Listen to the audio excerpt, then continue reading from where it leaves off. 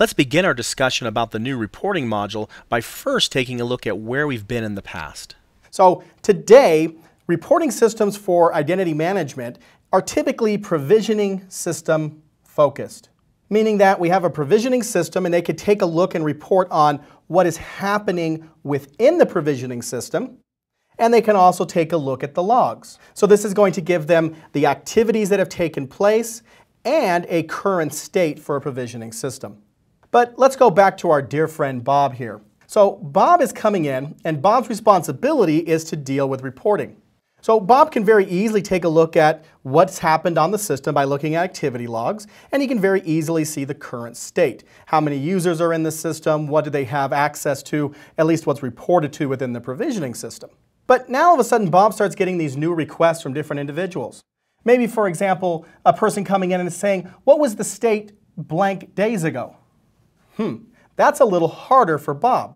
Now, can Bob actually do that today? Well, sure, he can take a look at the current state, he can correlate that with the activity back to that particular date, and he can kick out a report. But obviously, that's going to take time, and time equals money, and time can, in some cases, offer risk or create risk. Now, other types of reports, though, or other types of questions, Bob is probably not going to be able to deal with.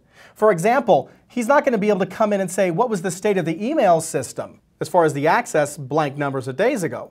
He could take a look at what the provisioning system thought it was, but he won't be able to take a look to see really what the email system had. With the Novell Identity Manager 4 family of products, we are now beginning to address this. The future with Identity Manager 4 and its new reporting framework allow now the reporting system to come in and talk not only to Identity Manager, also any of the connected systems that it manages. So now when that same question is asked, what's the state of the email blank days ago, Bob has that capability. But here's the fun part about this. We don't want Bob to have to do this again and again and again, have to get the current state and then go through the activity logs. No, I can't do that. So instead what we're going to do is we're going to give Bob a new capability so that when it comes to the need to do things, for example, if this person came in and said, I need this report every week, now Bob can automate that as well. So Bob can create policies that say, take a snapshot of the email system every 7 days. Take a snapshot of what the provisioning system looks like. Give me a snapshot of all the different activities that have occurred within X number of days. Again, the automation will help to eliminate the time that it takes, therefore the money and the risk involved with it. Now, there is an interesting thing that also can take place here as well. Because of the fact now that Bob can see both the provisioning system, which includes the policies or the optimal desired state, and he can also see what is actually in the target systems, Bob now has the ability to run reports that he could not do before. He can now come through and look at the desired state and compare that to the real state.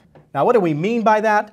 Well, now Bob has the ability to come in and say, well, so-and-so, we'll call that person Sally. Sally was supposed to have access to the email system, and as a particular level of access, does she have that access? I can now see what she's supposed to have and compare that to the reality of the situation, and be able to do that across all these different systems. So definitely a difference in Bob's life day to day. So let's make sure that we're very clear and take a look at the benefits. The benefits, as always, are going to be about reducing the risk and reducing the cost.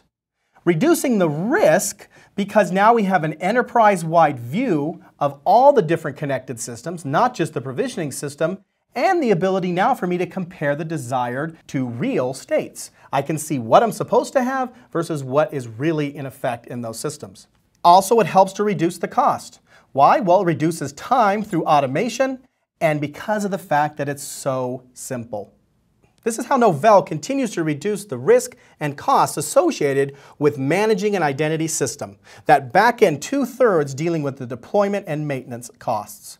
So this has been Justin Taylor with Novell, thanking you for taking the time to watch this Chalk Talk and wishing you happy selling.